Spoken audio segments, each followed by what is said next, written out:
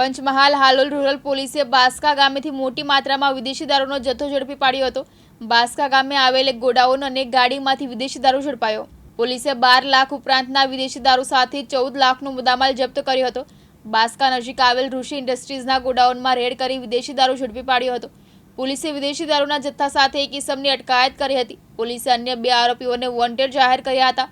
પોલીસે 3 ઇસમો સામે પ્રોહિબિશનનો ગુનો નોંધી 2 વોન્ટેડ આરોપીઓને ઝડપી પાડ્યા અને ચક્રો ગતિમાન કર્યા હતા। ગઈકાલે અમને બાતમી મળી હતી કે બાસ્કા ગામ પાસે બહારના રાજસ્થાન બાજુના વ્યક્તિઓ હલદર સોસાયટીમાં મકાન ભાડે રાખી અને બાસ્કા ગામમાં એક ગોડાઉન ભાડે રાખી અને દારૂની હેરાફેરી કરે છે ઘણા સમયથી।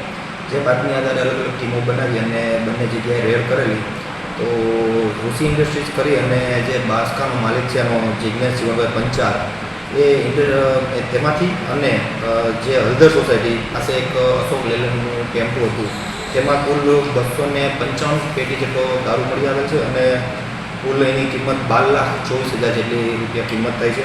આ આખી ગેંગ છે રાજસ્થાન તરફથી આખી ગોડાઉન અને ફેક્ટરી ભાડે રાખીને તેમાં માલ ઉતારે છે અને આજુબાજુમાં એની હેરાફેરી પટાવવાનું તપાસમાં જણાય આવે છે। બિશ્નોઈ ગેંગની કોઈ સંડોવણી થઈ છે?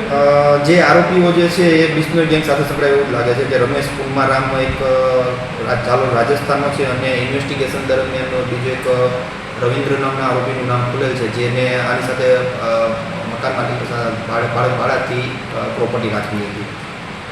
દારૂનો જથ્થો છે આપણે ક્યાંથી લાવવામાં આવ્યો ક્યાં અત્યારે પ્રાથમિક દ્રષ્ટિએ અમે અભ્યાસ તેનો કરી રહ્યા છીએ અને જે દારૂનો જથ્થો મળી આવેલ છે તે ગોવા તરફથી બનેલો એવું જણાઈ આવેલ છે અને તેનો આખા ફૂટેજ સીસીટીવી અને કઈ રીતે આવેલ છે એ બધું અત્યારે હાલની કાર્યવાહી ચાલુ છે। મિતુલ શાહ, દિવ્યાંગ ન્યૂઝ, હાલોલ, પંચમહાલ।